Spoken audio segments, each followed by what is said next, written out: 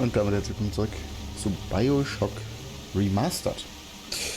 Wir traben jetzt mal weiter und hoffen, dass der nette Herr, hab seinen Namen vergessen, gleich mit uns schnackt.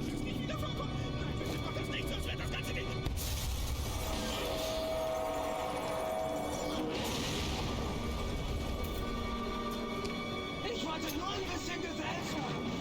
Bleib da! Wir können doch ertragen!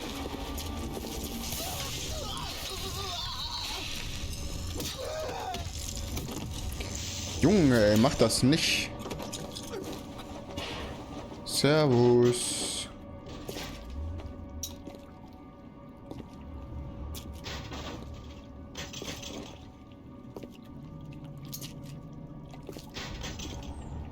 Ihr hört ja auch irgendwo einen laufen, ne? Ich weiß halt nicht wo.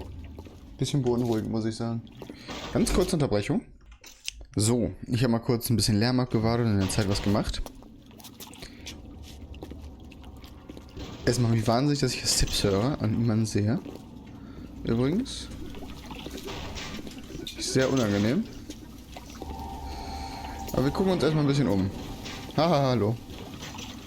Ist hier irgendwo so ein schöner Mülleimer, wo man was raussnacken kann oder so? Ich meine, uns geht gerade gut, ne? Wir haben 5 Eve Spritzen, wir haben 2 AP. Wir haben 2 Medikits so rum.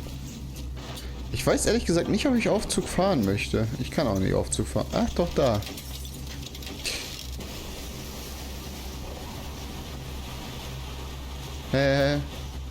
Also ich wiederhole nochmal. Ich weiß nicht, ob ich Aufzug fahren möchte, aber ich möchte, glaube ich, Aufzug fahren.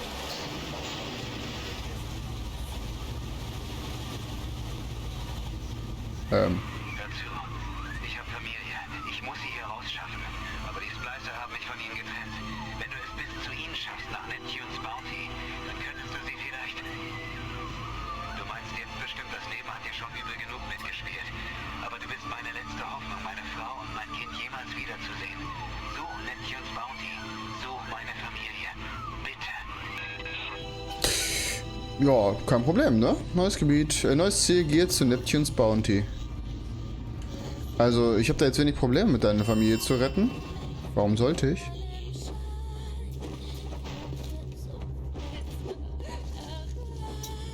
Was ist das hier?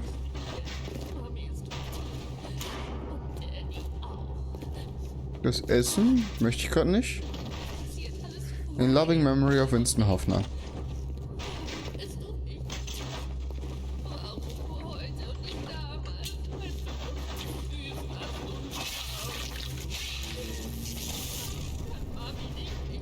Das wollte ich nicht.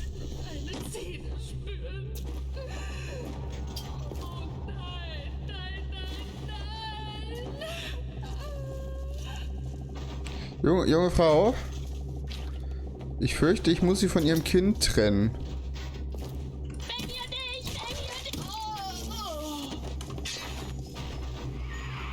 Schmiede haben alles verändert. Sie haben unseren Körper und unseren Geist zerstört. Wenn wir nicht mit ihnen fertig werden. Gute Freunde, die sich auf einmal gegenseitig an die Gurgel gehen. Babys, die erdrosselt in ihren Kinderbetten liegen. Die ganze Stadt geht zum Teufel. Geil, wir haben eine Knifte, Alter. Ich meine, wir haben einen 6 Schuss. Was natürlich jetzt nicht so viel ist. Das heißt, wir spielen wahrscheinlich erstmal ein bisschen weiter mit dem hier. Wieso macht der Leben und Dingens runter? Ich dachte, der macht Dingens und Leben runter.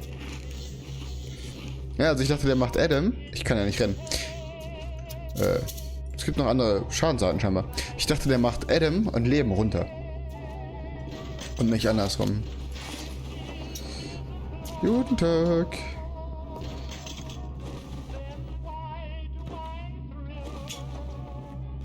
Wir sind also noch nicht 1960, wir sind 1959 scheinbar.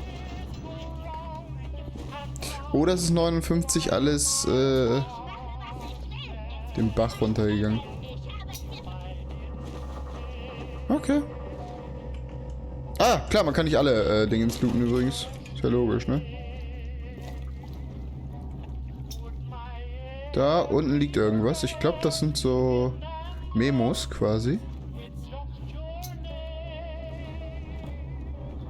Ich hoffe gerade ehrlich gesagt darauf, ein bisschen Munition zu finden oder so. Aber irgendwie sieht das gerade sehr schlecht aus mit Munition. Ah, komm, noch ein Verbandskasten. Schön, schön.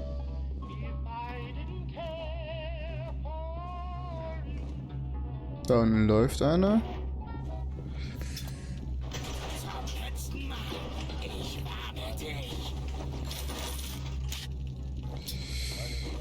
Okay, irgendwo ist hier scheinbar einer.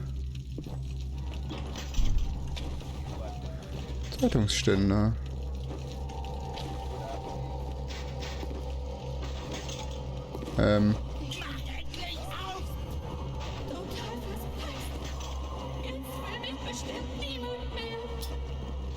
Ah. Was?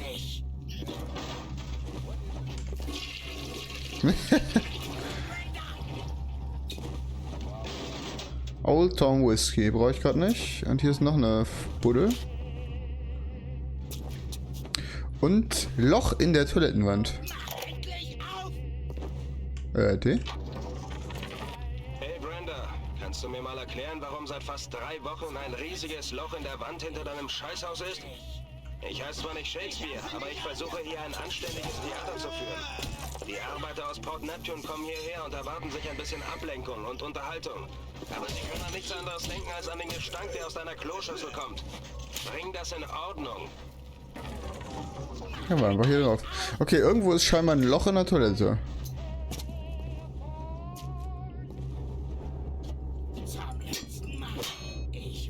Keine Ahnung wo. Wahrscheinlich auf der Frauentoilette? Also sind, glaube ich, gerade auf der Herrentoilette. Achso, warte mal. Ich könnte mal eben hier den Scheiß saufen, ne? Bisschen HP holen. Ja, auf Kosten von Ding. Oh, ich bin besoffen. Nice. Na, eine deutlich weitere Schlagreichweite, als ich das immer erwarte. Guten Tag. Ha! Okay, Bruder, weiß ich nicht. Also hier sollen wir auf jeden Fall lang, aber unten ist ja auch noch ein Weg. Gucken wir uns das mal unten um. Würde ich sagen.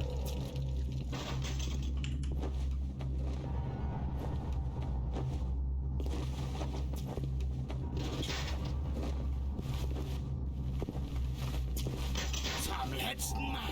Ich warne dich. Guten Tag.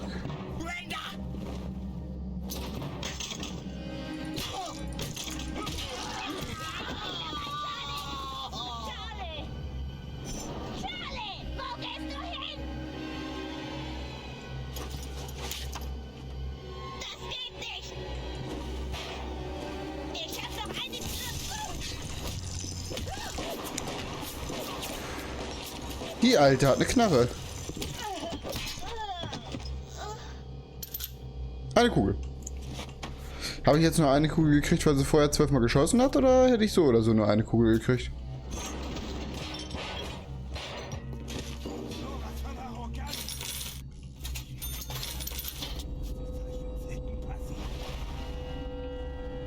Aha, okay. Bisschen radioaktiv aus, bin ich ganz ehrlich.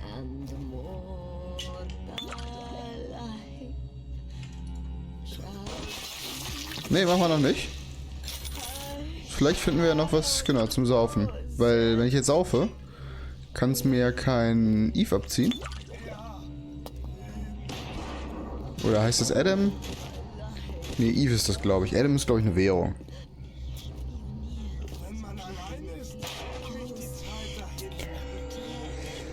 Boah, ich muss gerade mein Auge jucken, sorry.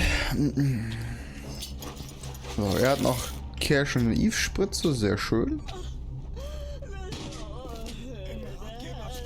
Ich hoffe, ich habe hier nichts übersehen.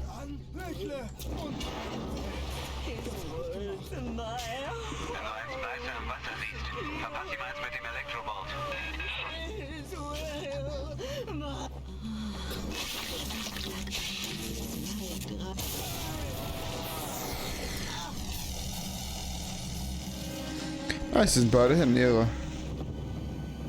Scheiße, hier wäre noch Wodka gewesen. Will ich jetzt mal richtig einen reinschütten, ey. Hätte ich alles machen sollen, bevor ich Eve auffülle. Habt da recht.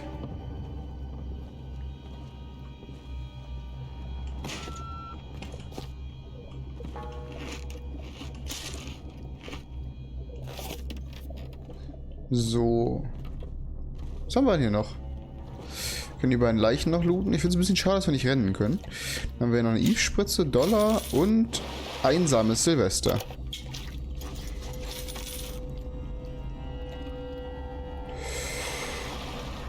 Ich sehe den nicht mehr. Fuck, ich hab... Doch. Oh, wieder mal Silvester. Wieder eine einsame Nacht. Ich will ausgehen. Du sitzt in dem Feisthaus fest bei der Arbeit. Naja, wen wundert's? Dann nehme ich wohl noch einen Drink. Ich trinke auf Diane McClintock, das dümmste Mädchen von Rapture. Dumm genug, sich in Andrew Ryan zu verlieben. Oh. Dumm genug. Was ist passiert? Ich blute. Oh Gott. Was passiert hier? Okay, Diane Clinton war also scheinbar Ryans Freundin, Schrägstrich Frau. Beruhigend. Das habe ich in 5 Minuten eh wieder vergessen, dementsprechend werde ich mir das leider nicht behalten. So, jetzt kann ich aber hier auch noch lang. Oder? Ein Riegel und nichts. Ne, ich kann hier nicht lang, okay. Gut, dann müssen wir nach oben. Habe ich eigentlich irgendwie ein Inventar oder so? Wieder mal Silvester. Wieder eine einsame Nacht. Halt mal kurz dein Maul. Habe ich irgendwie ein Menü? Optionen. Steuerung. Anpassen? Was? Nein. Okay, keine Ahnung. Ich will ausgehen. Und du sitzt in Hephaistos fest bei der Arbeit. Naja, wen wundert's? Dann nehme ich wohl noch einen Drink. Ich trinke auf Diane McClintock. Wo kommst du denn her? Mädchen von Rapture. Dumm genug, sich in Andrew Ryan zu verlieben. Dumm genug. Was ist passiert? Ich blute. Oh Gott. Was passiert hier? Schrei doch bitte nicht so rum, ey. Okay, ist das hier doch Gentleman? Oh, okay, ich da eben auf dem Damenklo. Ich dachte, das hier wäre das Damenklo. Egal. Ah, wir tragen mal hier durch ein Loch in der Wand. Immer mit der Ruhe. Wärst du so freundlich, die Waffe runterzunehmen?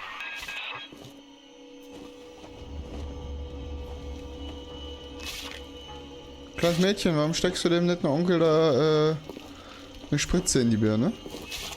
Das sieht aber gar nicht mal so nett aus. Und eben warst du doch noch mit so einem kleinen, großen Typen unterwegs, oder nicht? Das bricht doch ein, oder? Du denkst, das da unten ist ein Kind? Nee. Willst du dich verarschen? Sie ist jetzt eine Little Sister. Irgendjemand hat das liebe kleine Mädchen zu einem Monster gemacht. Du musst lernen, umzudenken. Hier unten in Rapture zählt deine Vorstellung davon, was Recht oder Unrecht ist, nicht mehr.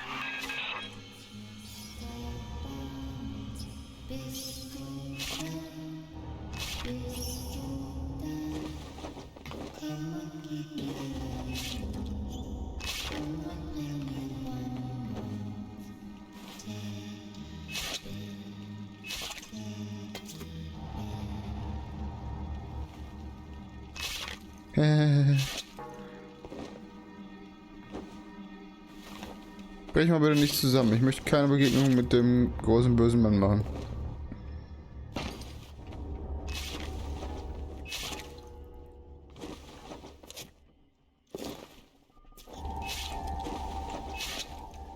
Ich muss da runter, Alter? Boah, gar keinen Bock, Alter. Also, ne, wir haben ja eben schon, also was heißt eben, im letzten Part das kleine Mädchen mit so einem großen Bruder da rumlaufen sehen. Die heißen Big Daddies. Ich weiß nicht, ob das Spiel das schon gesagt hat, aber ich sag's euch jetzt. Und denen sollte man nicht auf die Füße treten. Sagen wir so. Die sind mäßig begeistert. Und die machen einen sehr kalt. Dementsprechend möchte ich dem eigentlich nicht begegnen.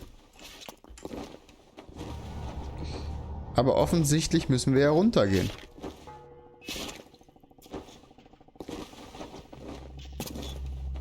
Kann ich eigentlich schnell speichern? Nein.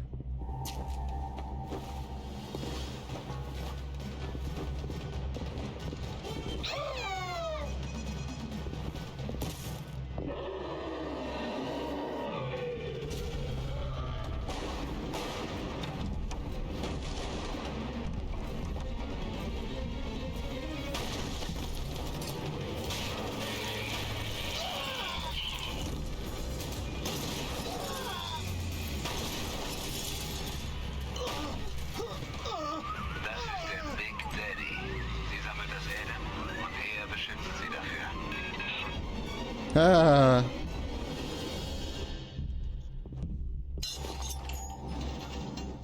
Danke für die 5 Pistolenkugeln. Defekter Verkaufsautomat, okay. Ja, also ihr seht, warum ich die vielleicht nicht unbedingt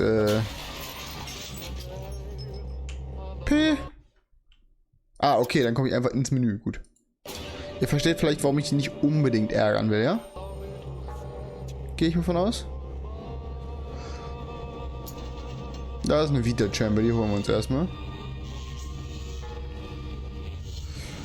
Und dann liegt hier einer rum. Kuchen mit Cremefüllung. Lecker Schmecker. Gott, hab ich Hunger, ey.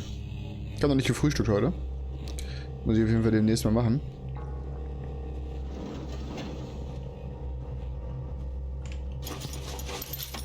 Die Kleine interessiert sich scheinbar auch wirklich nur für das Adam. Nicht irgendwie für Dollar oder Munition oder so. Also klar, was soll sie mit Munition? Kommentar des Regisseurs. Goldene Filmrolle. Du hast eine Folge von Kommentar des Regisseurs freigeschaltet. Spiele sie jetzt ab oder schaue sie dir später über das Hauptmenü an. Achtung, Spoiler. Die Kommentare enthalten eine ausführliche Diskussion der Geschichte, einschließlich ihres Endes. Spieler, die BioShock das erste Mal spielen, sollten zunächst das Spiel zu Ende spielen. Okay, dann spielen wir das Spiel erstmal zu Ende. Haben wir denn irgendwo...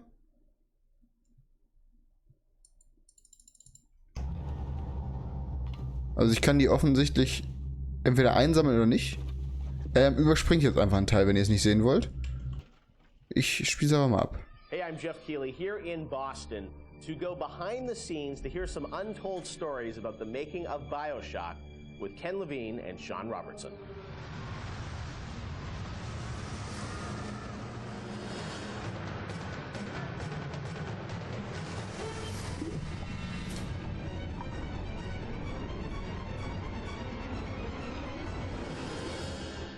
Let's talk a bit about the theme and setting of BioShock Rapture. I think a lot of people, when they played the game for the first time, Ken, they wondered, how did you even dream up this place? And I know you've said publicly before that part of the reason you sort of, what led you to Rapture was this idea of fully simulating a place. Tell us about that sort of idea and the frustrations you had with other games where you sort of hit a bound.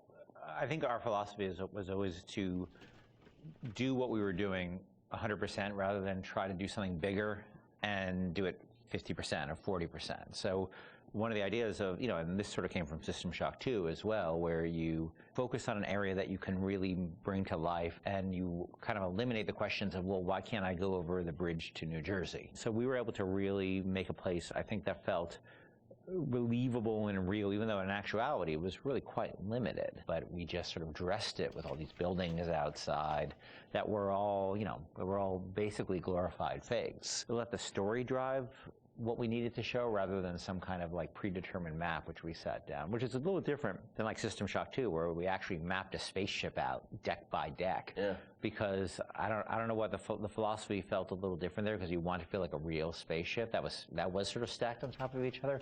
But Rapture was free to sprawl across the ocean floor.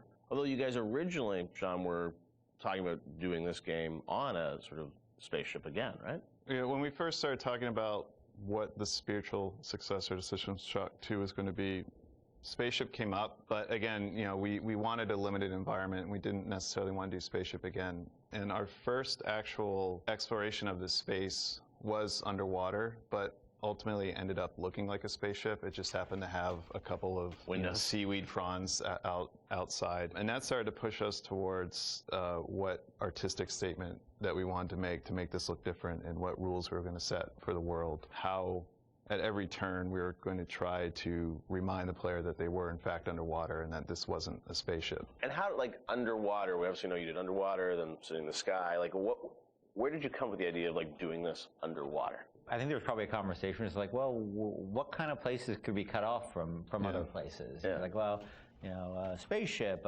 summer camp, any island notion, right? Something that's cut off from the rest of the world. Yeah. So you never felt like you should be able to go over that bridge to New Jersey. I don't want to apply some deep and meaningful conversation. I think it was one of those ideas that you just kind of say, and then everybody, that sounds cool. Let's try that. Let's go for it. And I think it lended itself to having very nice views out the window without having to build an insane amount of unique assets. Right. By today's standards, we still were a small team back then. And there's an expectation that because you're underwater, the view distances are going to be short, so you can really kind of fade out into the fog at a short distance and not have the expectation that, why can't I see forever? So there's a lot of limitations in a good way that we put on ourselves by being underwater, as opposed to, like, if you're on a cruise ship, then you'd expect to see across the water, and we'd have to deal with that. Same thing with an island. Or a city in the sky. Yeah, exactly. Which was a lot more complicated, yeah. So you came up with the idea of, let's do this underwater, let's do this sort of isolated place. Then you had to answer the question of, why would someone build this? Is that sort of how it worked, sort of order of operations? You then had to come up with a story to explain? Yeah, I think we wanted a very believable reason why they'd be there. Right. And sort of the necessary isolation of the place sort of led to, well, what kind of person would want to do this? And I wasn't even particularly aware of the sort of political implications of what I was reading, but I've been reading, I had read The Fountainhead. Right. By Ayn Rand, and I mostly thought it was an interesting story. Like, I didn't realize that people were sort of basing their sort of political lives around it, because I wasn't that tuned in to that stuff at that point. And so, but I love the dialogue and the kind of speechifying in it, because you can see a video game character speaking with that kind of certainty and that kind of confident philosophy. It just seemed like a natural kind of thing to apply to this place, and so it just sort of all came together as a sort of who is the guy who would do this? Well, that character. It was sort of this amalgamation of characters from Ayn Rand's books and Ayn Rand herself. This sort of idealistic person who says, well, the only way to do this is to separate from the rest of the world, and that led to Andrew Ryan. I am Andrew Ryan, and I'm here to ask you a question. Is a man not entitled to the sweat of his brow? No, says the man in Washington, it belongs to the poor. No, says the man in the Vatican, it belongs to God. No, says the man in Moscow, it belongs to everyone. We knew from a technical standpoint that we wanted isolation. We also knew to sell it, we needed a compelling storyline, a backstory that why would this place exist? Otherwise, how are we going to make Rapture feel like it's lived in if we don't have the reason for it to be there? So once we decided on the underwater location and then the closed off spaces, that objectivist story kind of came in and made the art stronger and made the level design stronger, because we could feed back into that loop. And I think that's why we had to have sort of Andrew Ryan's pitch right at the beginning of the game. We wanted people to understand why somebody would go there. And so he makes this very personal one-to-one pitch to the gamer, but also that was the pitch he'd make to people, which was, there's a place that you can be free of all these things, where you can not be sort of put upon by the government and not be afraid of nuclear war and not be afraid of all these other things that will plague you on the surface. We wanted that pitch to sort of resonate and make sense, because otherwise by the time you got there, you'd be like, well, this place is just fantasy. Nobody would ever come here. And that the beauty of the place was also tied into that. It had to be a very attractive proposition, or people who would believe that people would leave their lives and go to the bottom of the ocean. I'm sure in some ways you had to convince the team and enroll them in your sort of vision of, who this character was going to be and what the setting was going to be. How did that work, Sean? I mean, did Ken come in and say, hey, I've been reading these books, and I think we could sort of... I believe he just came in one day on a horse and said, Ayn Rand, everybody read The Fountainhead. Exactly. I bought 30 copies of it. Yeah, I think, here's a 2,000-page book or something. Yeah. Go read it. I mean, it really is more organic. Like I said, we knew that we had this location, and you struggle to fill it with stories, and you struggle to find meaning of why does this place exist? What's my motivation? And as Ken started to explore Ayn Rand a little more and started talking to us about it, and we were having that conversation, and it's like, oh, this could totally work. Like, this is exciting. Like, this is something that really hasn't been done in a video game before. And if we had flipped it and come up with the idea first before the location, I don't think we would have really been that excited about it. But we had a location, and now we're trying to fill it with that story. And because of the order of operation there, you start to get excited, like, oh, I could totally make this work. This is going to really make it feel like a lived-in space. You know, as you think of sort of the the setting, and you think of maybe a character or something, was there a moment that you think back, it's like, oh, like right then and there, like I got excited when you attached the handwriting For me, stuff it was going to Rockefeller Center and seeing the visual. So I told this story before, but my wife and I were in New York, and we went to Rockefeller Center, which was, if you go to Rockefeller Center, it basically looks exactly like Rapture. It's because every building, you're sort of encircled. It's this block in New York, or a couple of blocks in New York, where Radio City Music Hall is, and where 30 Rockefeller Plaza is, where you see that show 30 Rock, and the ice skating rink, and where they put the Christmas tree, and it's this very iconic location. But what's cool about it, it's all one, unlike the rest of the city. Everywhere you look, it's one architectural style. It's Art Deco, and it's very iconic Art Deco. And my wife and I were there, and we were sort of working on the game, and we didn't have a visual style. And all of a sudden, I started looking around, and I said, oh, this could be a visual for the game. Also, the geometry of it was actually quite conducive to making a video game, because it wasn't overly complicated geometry. Art Deco is quite bold and simple. Bold and geometric, and simple. And so my wife and I bought a couple of tourist cameras before iPhone cameras, you know. Throwaway cameras, yeah, throwaway cameras, those little Kodak things, and we just started photographing doorknobs and light fixtures, and just sort of developed the photos. Remember that? Brought them in and said, come to the office, here's a stack of stuff, here's a stack of photos. Take a look. I'll see you guys in a couple of years. Go make this. Artist would not fear the censor, where the scientist would not be bound by petty morality, where the great would not be constrained by the small. And with the sweat of your brow, Rapture can become your city as well. So you had kind of a theme, you came up with an art style, some of the iconic characters, and then, you really had to build the narrative around it. And you've talked about, a lot of the themes in the game, and, greed, jealousy, sex, violence, all the things that sort of, drive us or what destroy us. And that was something I think that, as you thought about the story of the game, you wanted to, I'm sure, reflect some of those, right? Because I think people love the characters. It's sort of flawed in a way, and this is a world which is its own little microcosm, but had a lot of tension inside of it. Yeah, I mean, the character of Ryan was sort of, he's basically invisible through most of the game, right? Except for a very small portion. But he's very present because the city is him, right? It's such a representation of him. We never want to cut away to a cutscene where you saw Andrew Ryan, planning and scheming. We wanted him to be very present without actually being present. But once you had Ryan, and once you had his desire to protect this vision of his, you just had to then come up with the characters who'd be arrayed in opposition to him. So we had this character, the Big Daddy, and then eventually the character of the Little Sister. And so characters like Tenenbaum came along, like, here's a person who's in opposition to him for this reason. And then you have, for more noble reasons. And then you have a character like Atlas, who's much more cynical opposition. Once we had all those characters arrayed, we're like, well, who are you? And, you ended up being a sort of, a pawn in the middle of all this opposition to Ryan. We just kept sort of homing in on that theme and making sure that you weren't, eventually figuring out that you couldn't just be here by an accident, that you're an integral part of this story, even though you don't know you're an integral part of this story. You think you're just there by happenstance. Look, Mr. Bubbles, it's an angel. I can see light coming from his belly.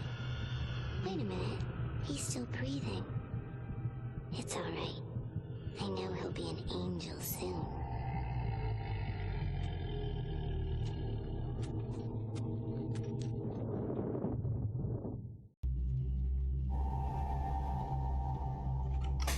Boah, Junge, halbe Film, Alter. Ich habe jetzt überhaupt nicht zugehört, tatsächlich. Kann ich mir das jetzt nachträglich noch angucken? Ne, kann ich trotzdem nicht. Alter Schwede. Okay, gut. Ich würde sagen, das war's für den heutigen Part. Beim nächsten Mal geht's ins Footlight Theater. Vielen Dank fürs Zuschauen. Haut rein und bis dahin. Tschüss.